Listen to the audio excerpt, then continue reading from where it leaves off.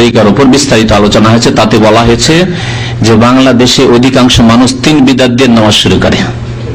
3 বিদআত দিয়ে, সুন্নাত দিয়ে শুরু করেন না, এক তো বিদআত দিয়ে, আবার এক বিদআত না, 1 2 3, হ্যাঁ, বিদআতের বেড়া আর বেড়া, প্রাচীর আর প্রাচীর। কেমন করে কবুল হবে? যেখানে নবী সাল্লাল্লাহু আলাইহি ওয়াসাল্লাম বলছেন যে মান আমিলা আমালান লাইসা আলাইহি আমরুনা ফাহুয়া রাদ্দুন, মায়াস রাদিয়াল্লাহু তাআলা হাদিস বর্ণনা করেছেন যে যেই ব্যক্তি এমন কোন আমল করবে যেটি নবী সাল্লাল্লাহু আলাইহি ওয়াসাল্লামের তরিকায় নয়, সেটি হচ্ছে প্রত্যাখ্যাত, মরদুদ। আর শুরু করে নামাজ প্রথম নামাইতো পড়ে, উর্দু ভাষায় বলে মাই নিয়াত করতা হুঁ ওয়াস্তে আল্লাহকে, হ্যাঁ, এরকম করে।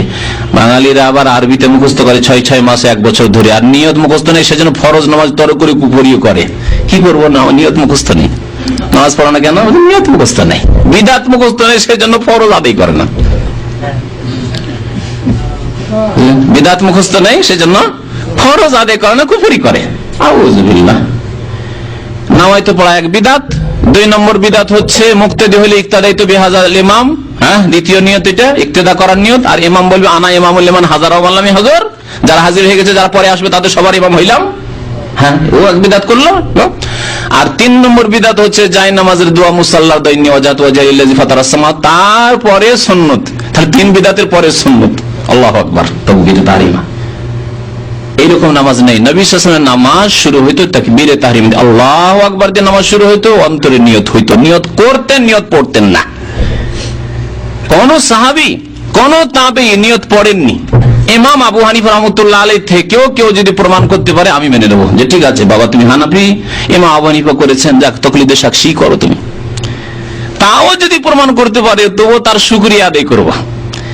আমি বিশেষ করে আলেম সমাজকে বলছি, বিদাতি আলেম সমাজকে, যে ইমাম আবু হানিফা থেকে প্রমাণ করে দেন যে কালা আবু হানিফা ইয়াতালাফাজুন নিয়া, মুসল্লি নিয়ত পড়বে, এই কথা ইমাম আবু হানিফা বলেছেন, ইমাম শাফি বলেছেন, মালিক বলেছেন, আহমদ বলেছেন, 4 ইমাম, কোন ইমাম বলেননি।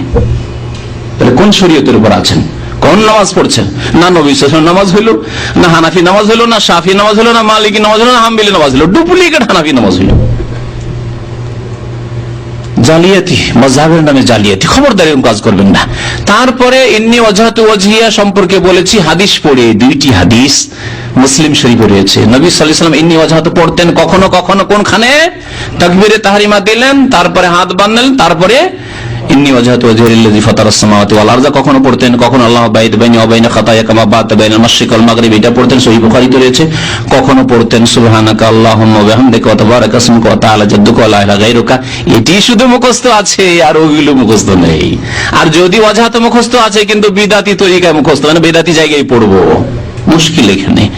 তারপরে নবী সাল্লাল্লাহু আলাইহি ওয়াসাল্লাম এই সানাগুলি, বিভিন্ন সানাগুলি পড়ে বা বিভিন্ন ইস্তেফতার দোয়াগুলি পড়ে, তারপরে সূরা ফাতিহা, আউযু বিল্লাহি মিনাশ শাইতানির বিসমিল্লাহির রহমানির রহিম, তারপর সূরা ফাতিহা পড়তেন। এটি হচ্ছে সুন্নতি তরিকা নামাজে। তাকবীর দিয়ে শুরু হবে আর সালামে শেষ হবে। মিফতাহুস সালাতিত তাহুর ওয়া তাহরিমুহাত তাকবীর ওয়া তাহলিলুহাত তাসলিম। নামাজের চাবি হচ্ছে তাহারাত, পবিত্রতা, ওযু, গোসল যদি গোসল ফরজ থাকে। আর তাহরিমা হচ্ছে মানে শুরু করছেন আপনি কি দিয়ে? তাকবীর দিয়ে, আল্লাহু আকবার দিয়ে, ওয়া তাহলিলুহা তাসলিম। আর সবকিছু হালাল, দুনিয়ার কাজ কথা হালাল হয়ে যাবে। সালাম ফিরলে এখন চলে যেতে পারেন, কাজ থাকলে চলে যেতে পারেন। এই দিয়ে নামাজ শেষ।